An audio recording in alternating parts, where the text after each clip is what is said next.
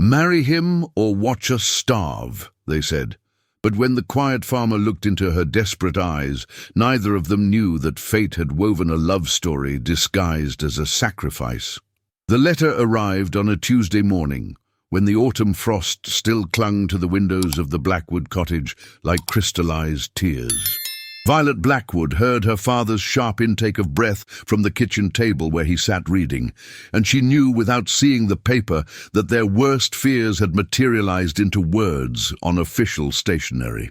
"The bank," her father said, his voice hollow as winter wind. "They're calling in the loan." Violet's hands stilled on the bread dough she had been kneading, the simple task that had provided rhythm to her morning suddenly meaningless. Around her, the cottage that had housed 3 generations of Blackwoods seemed to shrink, its familiar warmth replaced by the cold reality of numbers that didn't balance and debts that couldn't be postponed. Her mother, Rebecca, looked up from the mending in her lap, needle suspended mid-stitch, as if time itself had paused. "How long do we have?" "6 weeks," William Blackwood replied, folding the letter with the careful precision of a man trying to contain disaster. 6 weeks to find the money or lose everything." The silence that followed was broken only by the tick of the grandfather clock that would soon belong to someone else. Violet understood the mathematics of their situation with brutal clarity. Her father's small farm had struggled for years, each season bringing fresh challenges that chipped away at their modest prosperity. The failed harvest this year had been the final blow, leaving them with barely enough food for winter and no money for the bank's demands. "Perhaps we could speak with Mr. Morrison at the bank," Rebecca suggested, though her voice carried no real hope. "Explain our circumstances. Ask for more time." William shook his head with the weary knowledge of a man who had already explored every option. "Morrison made it clear last month that patience has its limits. He's been more than generous, but the bank has investors to satisfy. Sentiment doesn't pay debts." Violet resumed kneading the bread, pressing her frustrations into the dough with movements that grew more violent with each fold. At 22, she had imagined her life following a different path. Perhaps marriage to someone she chose, children raised in prosperity rather than desperation, a future built on hope rather than mere survival. "There is one possibility," William said quietly, his words cutting through the morning air like a blade. Both women turned toward him, and Violet saw something in her father's expression that made her stomach clench with foreboding. "Jeremiah Whitfield came to see me yesterday evening," William continued, each word seeming to cost him effort. "He's heard about our situation. He's made an offer." Violet knew Jeremiah Whitfield by reputation rather than acquaintance. He owned a modest farm on the outskirts of Thornfield, the kind of man who worked his land with quiet determination and spoke little in the village square. He was perhaps 35, had never married, and carried himself with the self-contained dignity of someone who needed little from the world beyond honest work and fair weather. "What kind of offer?" Rebecca asked, though her tone suggested she already suspected the answer. "Marriage," William said simply, "to Violet, in exchange for enough money to settle our debts and see us through the winter." The word hung in the air like smoke from a dying fire. Violet felt the bread dough slip through her fingers as the full meaning of her father's words settled into her consciousness. She was being offered as a solution to a problem, her future traded for her family's survival. "I won't have it," she said, finding her voice at last. "I won't be sold like livestock to pay your debts."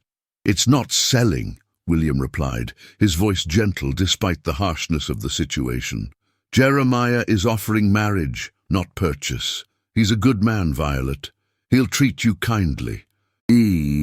Kindness isn't love," Violet shot back, anger flaring through her desperation. "Marriage should be a choice, not a transaction forced by circumstance." Rebecca set down her mending and moved to her daughter's side, placing work-worn hands on Violet's shoulders. "Sometimes," she said softly, "survival requires sacrifices we never imagined making. Your father and I have given everything we have to keep this family together. This may be the only way." Violet looked into her mother's eyes and saw the accumulated weight of years spent stretching pennies, mending clothes until they were more patch than original fabric, and watching dreams shrink to fit increasingly modest realities. Rebecca Blackwood had once been the belle of Thornfield, courted by several promising young men before choosing William for love rather than security. Now that love was asking for a sacrifice that threatened to break them all. "What if I refuse?" Violet asked, though she already knew the answer. "Then we lose the farm, the house, everything," William said with brutal honesty. "We'll be forced to seek charity from relatives who have little enough to spare. Your mother and I are too old to start over somewhere else, and you—" He paused, struggling with words that no father should have to speak. "You'll face a world that has little mercy for young women without family or fortune." The truth of his words settled over the kitchen like winter fog. Violet understood the stark mathematics of her situation. Without family property or independent means, her choices would be limited to whatever work she could find and whatever marriage prospects might emerge from the narrow pool of men willing to take a wife with no dowry. "Jeremiah Whitfield is a decent man," Rebecca added, her voice carrying the forced optimism of someone trying to find light in darkness. "He's never been married, so there would be no comparison to another wife. He owns his land outright, grows enough to support a family comfortably. There are far worse fates than marriage to a man who can provide security." "Security," Violet repeated, the word tasting bitter on her tongue. "But what about love? What about choice? What about the life I thought I might have?" William rose from his chair and moved to the window, looking out over the land that had shaped his entire existence. "Love is a luxury we can't afford right now," he said without turning around. "Choice becomes meaningless when all the options lead to disaster. As for the life you thought you might have, sometimes we have to let go of one dream to preserve the possibility of any future at all." The conversation continued through the morning, circling around the central truth that none of them wanted to face. By afternoon, the weight of reality had pressed down on all their objections until only acceptance remained. Violet would meet with Jeremiah Whitfield that evening to discuss terms that would determine the rest of her life. As the sun began its descent toward the horizon, painting the sky in shades that reminded Violet of all the beautiful things she was about to leave behind, she dressed in her finest dress and prepared to face a future she had never chosen. The mirror reflected a young woman with eyes that had aged years in a single day, someone who was about to discover whether sacrifice could ever transform into something resembling happiness. When Jeremiah Whitfield knocked on their door that evening, Violet opened it to find a man whose quiet presence seemed to fill the small cottage without overwhelming it. He was taller than she had expected, with hands that spoke of honest work and eyes that held depths she hadn't anticipated. He greeted her parents with respectful courtesy before turning to her with an expression that might have been kindness. "Miss Blackwood," he said simply, his voice carrying an unexpected gentleness. "I believe your father has explained my proposal." Violet nodded, not trusting her voice to remain steady. In this moment, standing at the threshold between her old life and whatever came next, she couldn't know that the man before her carried secrets that would transform everything she thought she understood about marriage, choice, and the unexpected ways that love could grow in the most unlikely soil. The conversation that followed Jeremiah's arrival unfolded with the careful courtesy of people navigating territory that none of them had ever expected to cross. William Blackwood offered their guest tea with the dignity of a man who refused to let poverty diminish his hospitality, while Rebecca busied herself with unnecessary tasks that allowed her to remain in the room without appearing to intrude. Violet found herself studying Jeremiah's face as he spoke with her father about practical matters.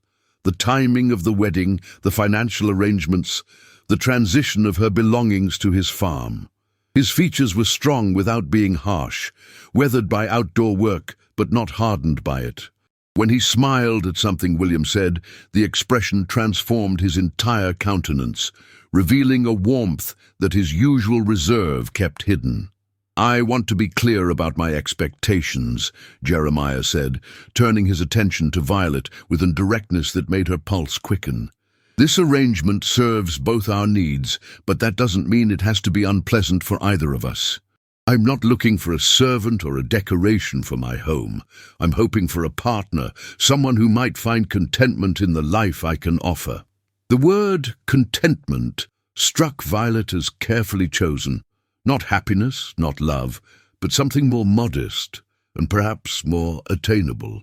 She appreciated his honesty, even as it reminded her of everything she was giving up.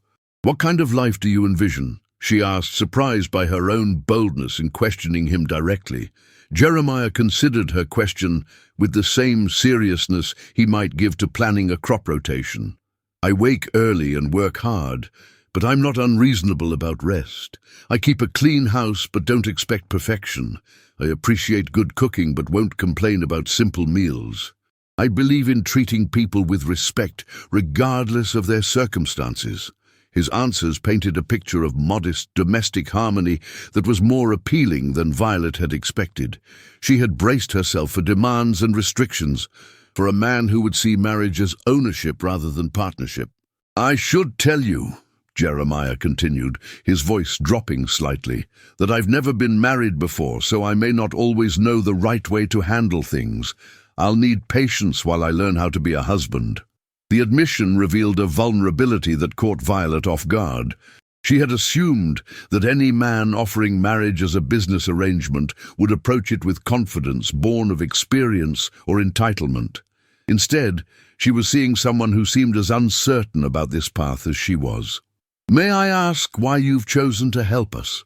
Violet said, the question emerging before she could consider whether it was appropriate. "You could have any woman in Thornfield who would marry you for affection rather than necessity." A shadow crossed Jeremiah's expression, too brief to interpret, but deep enough to suggest complicated emotions.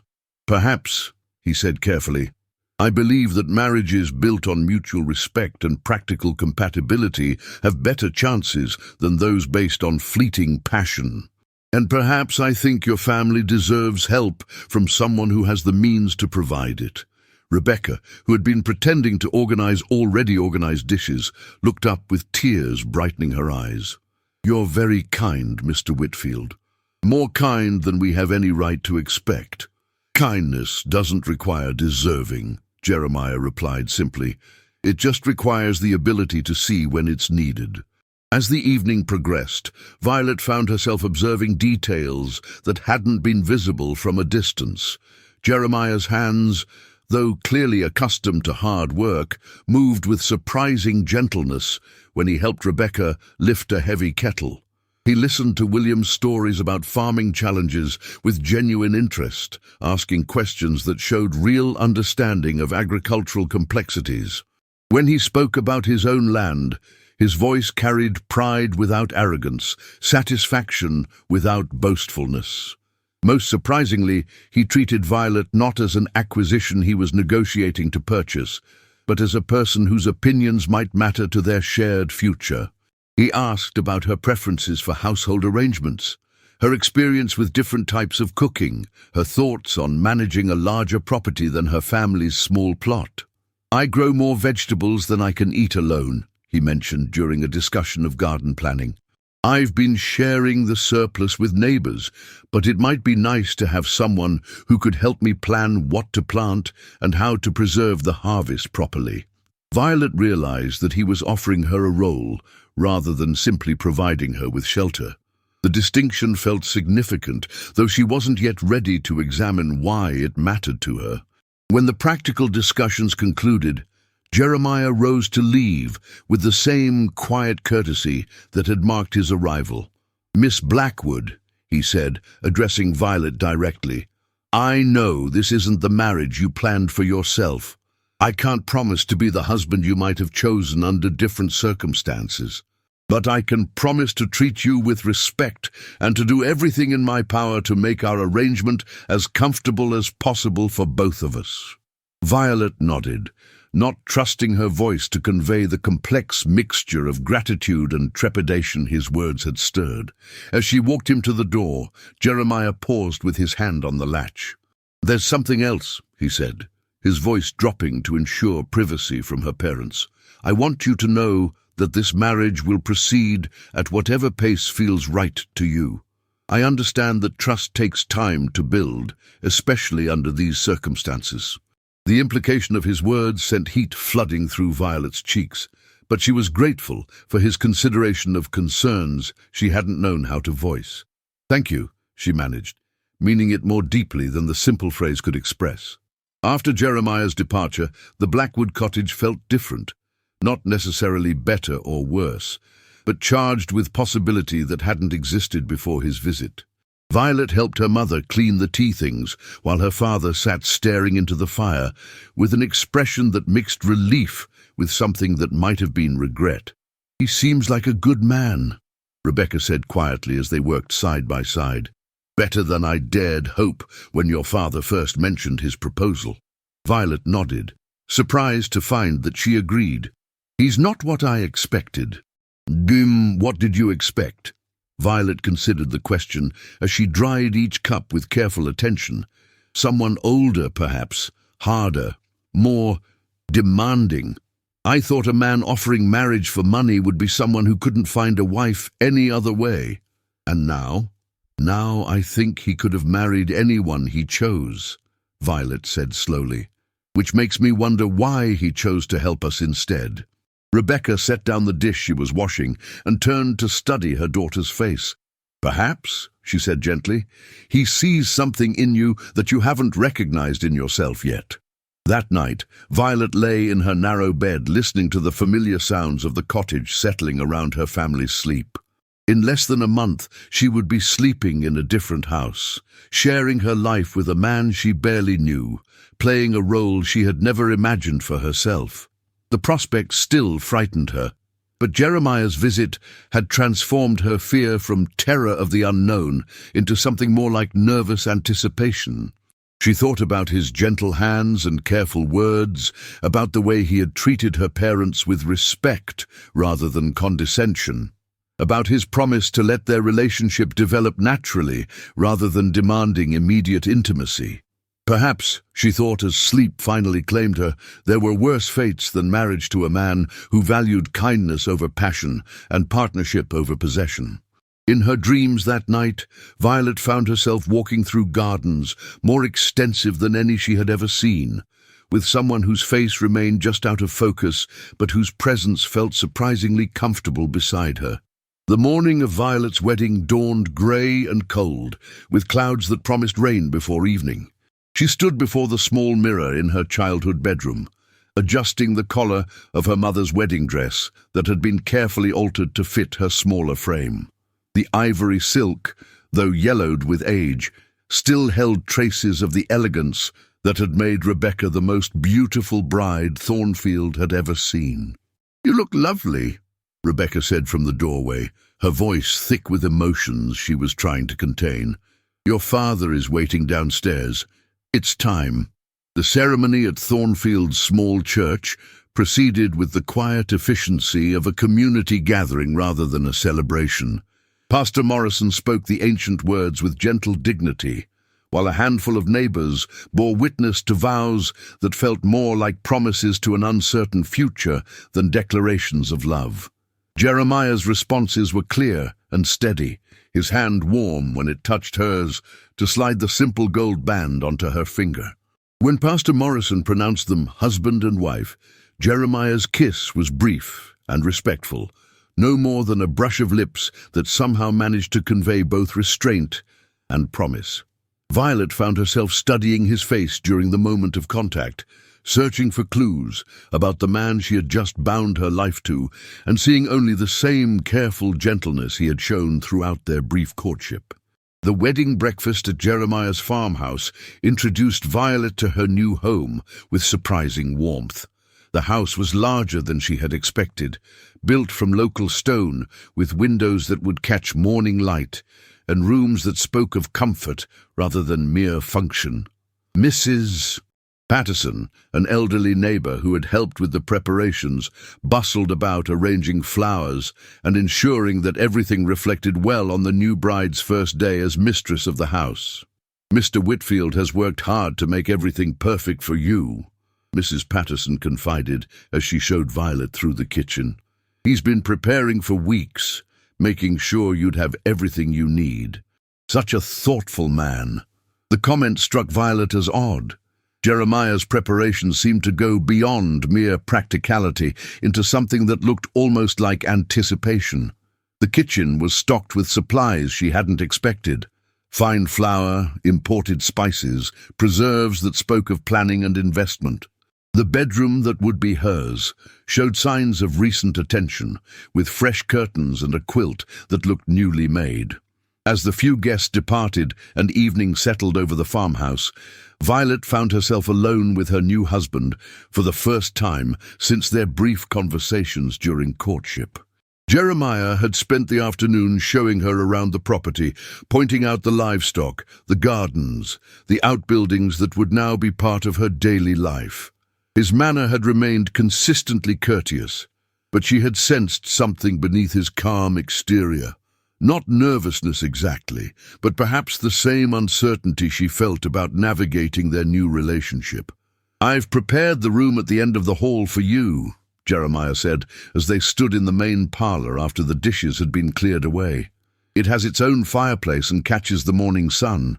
I thought you might prefer privacy while you adjust to being here." Violet felt relief flood through her at his consideration.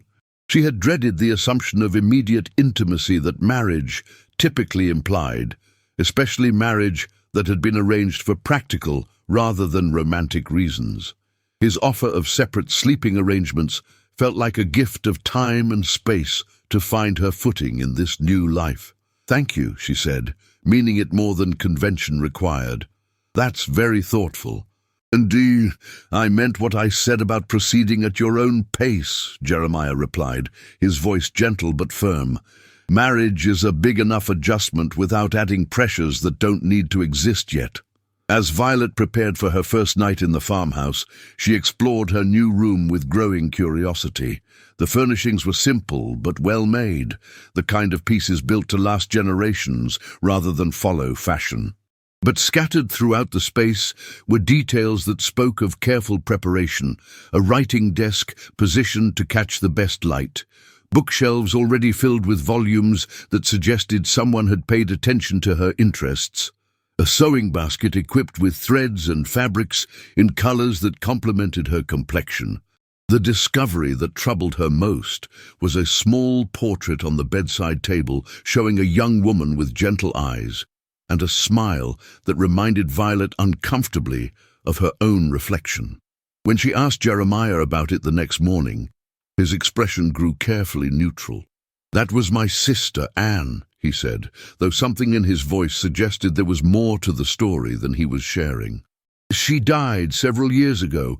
I thought you might like to know something about the family you've married into." The explanation felt incomplete, but Violet sensed that pressing for details would cross boundaries she wasn't ready to challenge yet. Instead, she focused on establishing routines that would help her feel useful in her new home.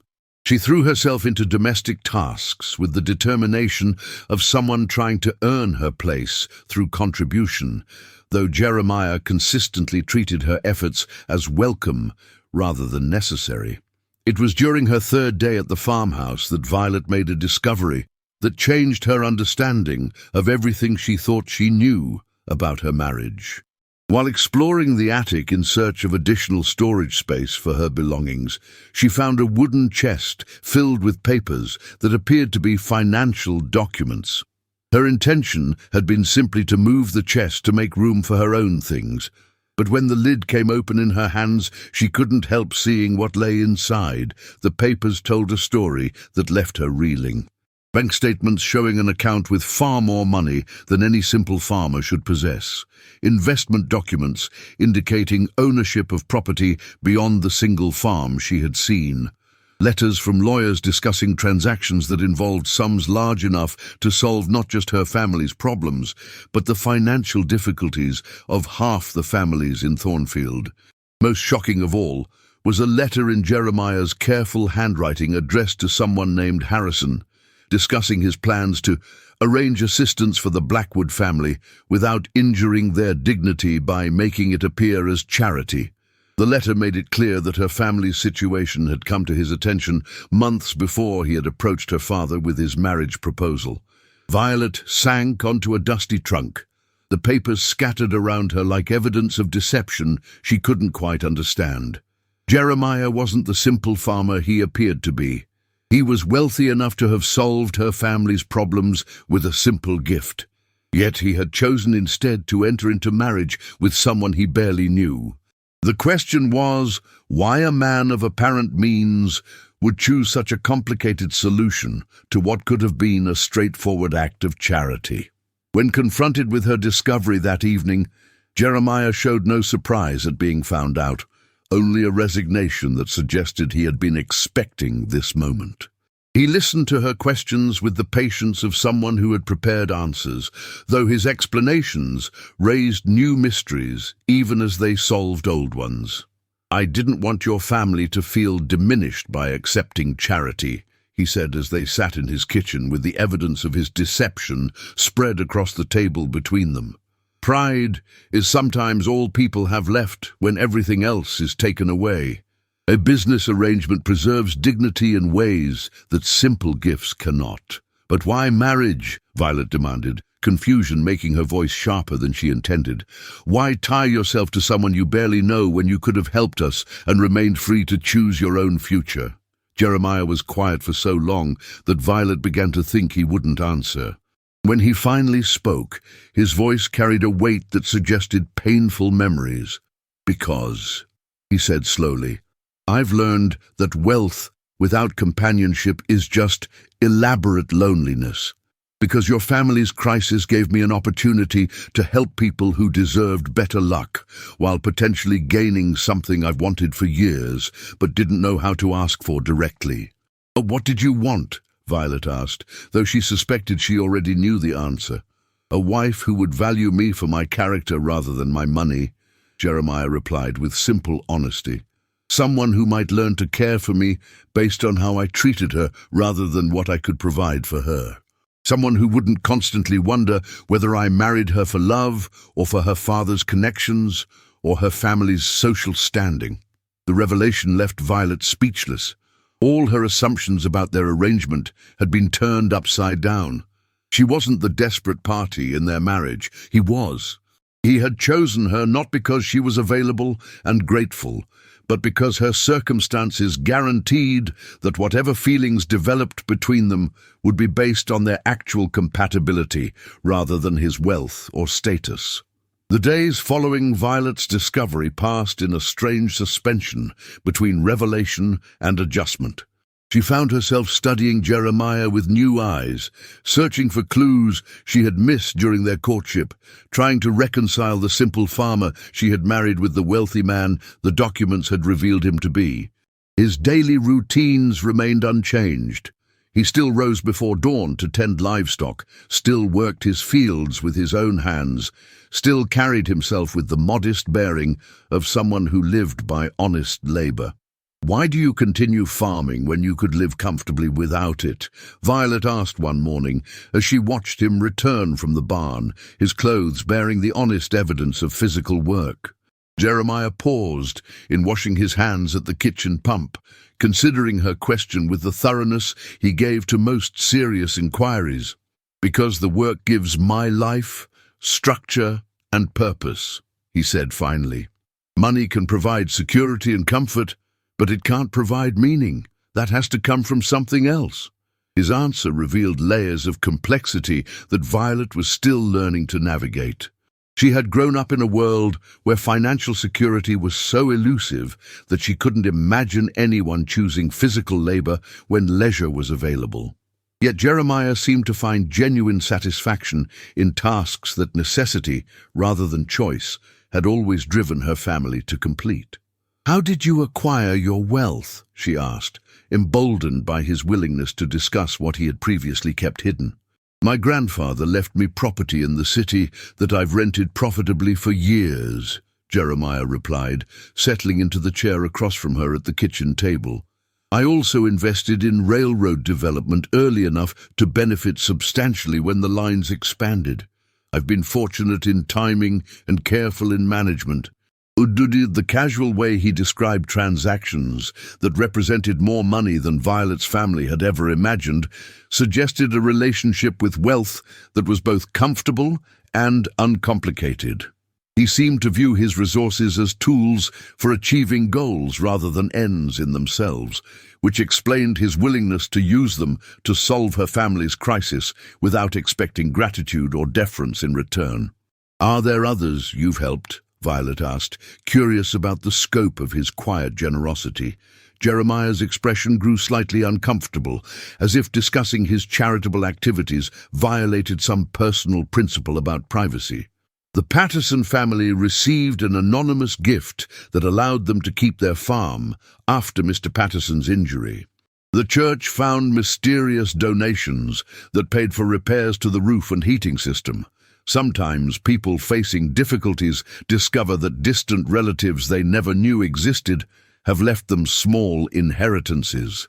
Violet realized that her husband had been functioning as a secret guardian angel for their entire community, using his wealth to preserve dignity while providing assistance. The complexity of managing such interventions without detection must have required considerable planning and delicate maneuvering. "Why all the secrecy?" she asked. "Surely people would appreciate knowing who had helped them." "Gratitude can become a burden," Jeremiah said simply. "When people know who has assisted them, they often feel obligated to demonstrate appreciation in ways that strain their resources or compromise their independence. Anonymous help allows them to rebuild without the weight of unpayable debt." His philosophy revealed a sophisticated understanding of human psychology that impressed Violet even as it challenged her assumptions about wealth and responsibility. She had always imagined that rich people used their money to gain influence or recognition, yet Jeremiah seemed to derive satisfaction from helping others while remaining invisible. As autumn progressed into early winter, Violet found herself settling into domestic routines that felt increasingly natural despite their unexpected circumstances.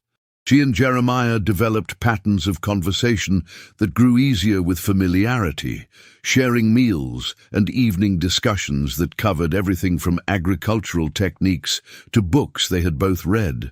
His intelligence became more apparent as she learned to recognize the thoughtfulness behind his careful speech, while his kindness revealed itself in small, daily considerations that spoke of genuine concern for her comfort and happiness. Most surprisingly, Violet discovered that she was beginning to enjoy his company in ways that had nothing to do with gratitude or obligation. Jeremiah possessed a quiet sense of humor that emerged gradually as he became more comfortable around her, along with passionate opinions about subjects ranging from crop rotation to local politics that he shared with increasing openness. Their evening conversations, which had initially served merely to fill the silence, evolved into discussions she genuinely looked forward to. The transformation in her feelings became undeniable the day she realized she was disappointed when his work kept him away from the house longer than usual. She had spent the afternoon preparing his favorite meal, not from duty, but from the pleasure of seeing his face light up when he tasted something she had made especially for him. When he finally returned as the sun was setting, her relief at his safe arrival felt far too intense for mere concern about a business partner. "I was worried," she admitted, as he entered the kitchen, then immediately regretted the revealing admission. "Were you?" Jeremiah asked, his expression suggesting that her concern meant more to him than simple politeness would warrant. "The weather looked threatening," Violet said quickly, trying to minimize the emotional weight of her words. "I thought you might have difficulty getting home safely." But Jeremiah stepped closer. close enough that she could see the hope beginning to kindle in his eyes. "I'm grateful to have someone worry about my safety," he said softly. "It's been a long time since anyone cared whether I made it home each evening." The loneliness in his admission touched something deep in Violet's chest, making her understand for the first time how isolated his wealth had made him. People had undoubtedly been kind to him, but kindness motivated by the hope of financial benefit was different from the concern that came from genuine affection. She was perhaps the first person in years who had worried about him without any ulterior motive. "I find that I do care," Violet said, surprised by her own honesty. "More than I expected to when this arrangement began."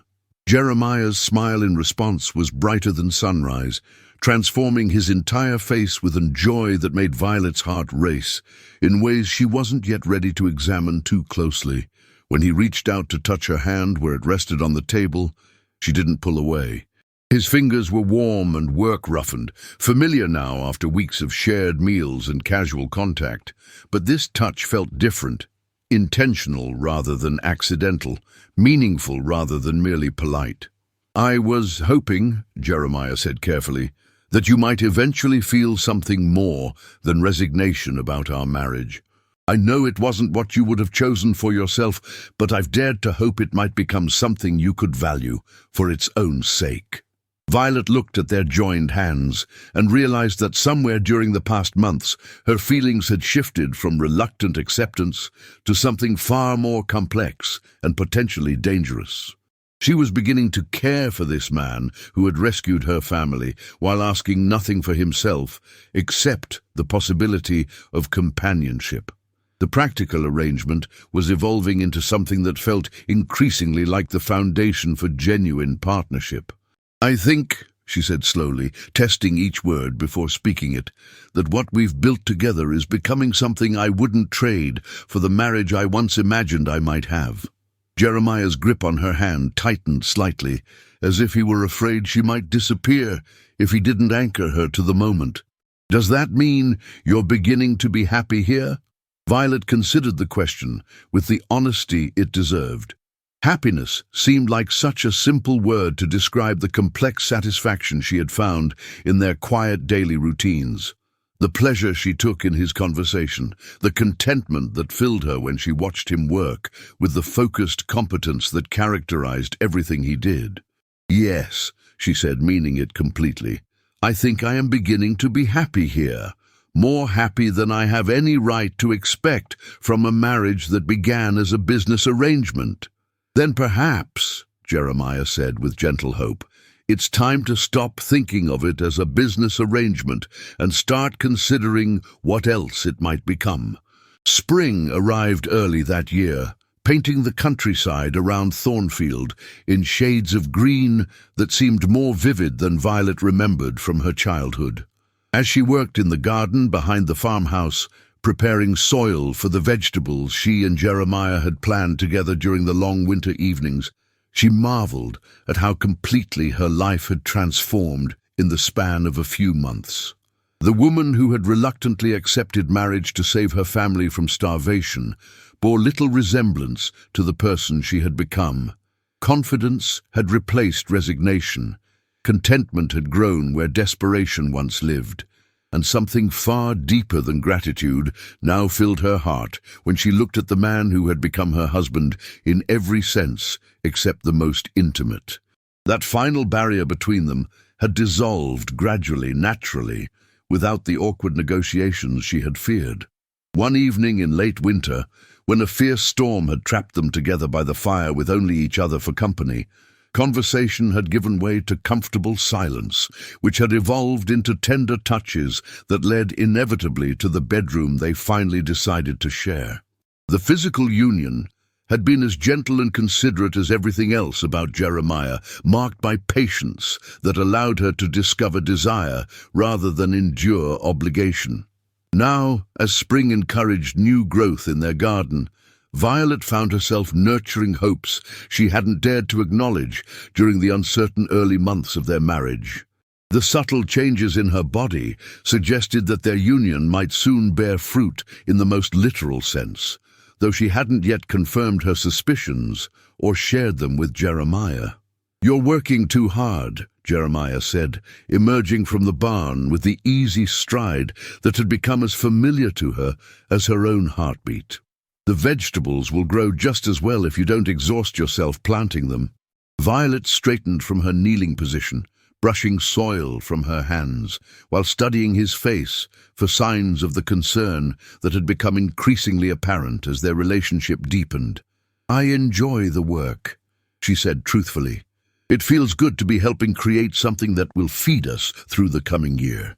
Jeremiah reached her side and pulled her into an embrace that still had the power to make her pulse quicken, despite months of increasing familiarity with his touch. "I have news," he said, his voice carrying excitement he was trying to contain. "Mr. Morrison from the bank stopped by while you were in town yesterday." Violet tensed automatically at the mention of the banker whose demands had precipitated the crisis that brought them together.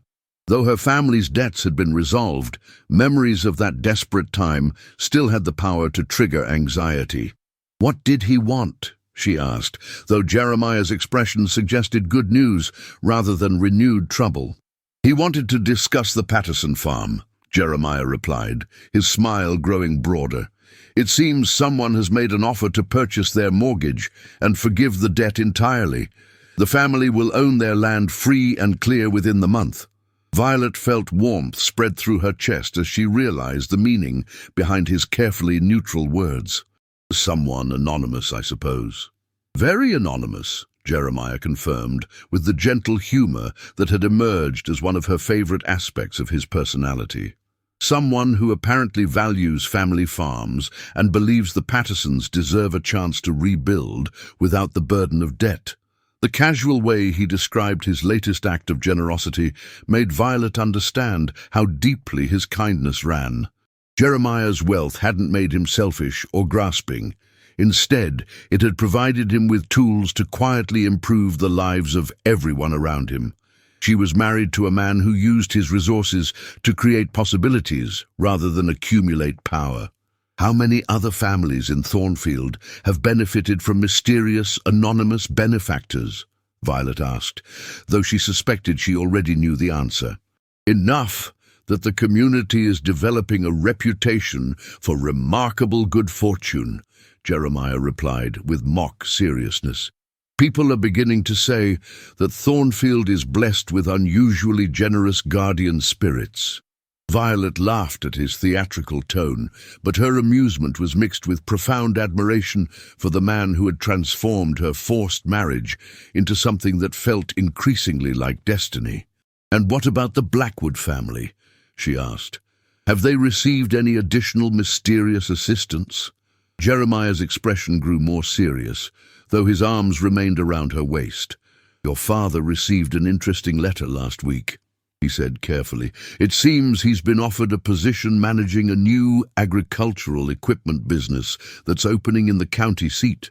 The salary would be enough to support your parents comfortably, and the work would be much easier than trying to farm with equipment they can't afford to replace." The offer was clearly another of Jeremiah's interventions, but this one felt different from his other acts of charity. Rather than simply providing money, he was creating opportunities that would allow her parents to rebuild their dignity along with their financial security. "Did he accept?" Violet asked, though her father's practical nature made the answer predictable. "He starts next month," Jeremiah confirmed. "Your mother is excited about living in town, especially after years of worrying about crops and weather and all the uncertainties that come with farming." Violet felt tears prick at the corners of her eyes as she contemplated the comprehensive way Jeremiah had solved not just the immediate crisis that had threatened her family, but the underlying vulnerabilities that had made them susceptible to disaster in the first place. He had given her parents security, dignity, and hope for a future that didn't depend on variables beyond their control. "Thank you," she said, the simple words carrying the weight of gratitude that went far beyond what language could express. "Thank you for what?" Jeremiah asked, though his slight smile suggested he understood perfectly well what she meant. For everything, Violet replied, standing on her toes to kiss him with the passion that had grown steadily stronger as their relationship evolved from arrangement to partnership to love. For saving my family, for being patient with me, for becoming someone I never expected to find. When they broke apart, Jeremiah's eyes held the warm contentment of a man who had found everything he had been searching for without fully realizing what he needed. I should be thanking you, he said softly. You've given me something I thought I'd lost the chance to have. What's that? A home that feels like more than just a place to sleep, Jeremiah replied. A life that has meaning beyond work and responsibility. Someone to worry about and someone to care for me in return. Violet took a deep breath, gathering courage for the announcement she had been preparing to make. Speaking of someone to care for, she said, her voice carrying a mixture of nervousness and joy, you're going to have an additional person to worry about in a few months. Jeremiah's expression shifted from puzzlement to understanding to pure, radiant happiness in the space of a heartbeat. Are you saying? I'm saying that our business arrangement has resulted in consequences that neither of us specifically negotiated for, Violet said with the teasing tone she had learned he enjoyed. I hope you don't mind the unplanned addition to our household. Jeremiah's response was to lift her off her feet and spin her around with laughter that attracted the attention of every bird in the surrounding trees. When he set her down, his kiss was deep enough to make her forget that they were standing in the middle of their garden, where any passing neighbor might see them. Mind, he said when they finally separated, I'm the luckiest man in 3 counties. I married the most wonderful woman I've ever met, and now we're going to have a family together. How could I possibly mind? As summer progressed and Violet's pregnancy became apparent to the community, the story of their unusual courtship evolved into something approaching legend in Thornfield. People spoke admiringly of the practical arrangement that had blossomed into obvious devotion, of the couple who had turned necessity into love so complete that no one who saw them together could doubt its authenticity. The baby arrived on a crisp autumn morning, a healthy daughter with Jeremiah's dark hair and Violet's determined chin. As Violet held their child for the first time, watching Jeremiah's face transform with wonder and paternal pride, she reflected on the remarkable journey that had brought them to this moment. A year earlier, she had been a desperate young woman facing starvation and shame, accepting marriage to a stranger as the only alternative to watching her family suffer. Now she was a beloved wife and new mother, surrounded by security and affection she had never imagined possible. The forced marriage that had seemed like the end of her dreams had instead become the beginning of happiness more profound than anything she had dared to hope for. What should we name her? Jeremiah asked, his voice soft with awe as he gently touched their daughter's tiny hand. Hope, Violet said without hesitation. Her name should be Hope, because that's what she represents, proof that sometimes the most difficult circumstances can lead to the most beautiful outcomes. Jeremiah smiled with the contentment of a man who had discovered that true wealth wasn't measured in money, but in the love that filled his home.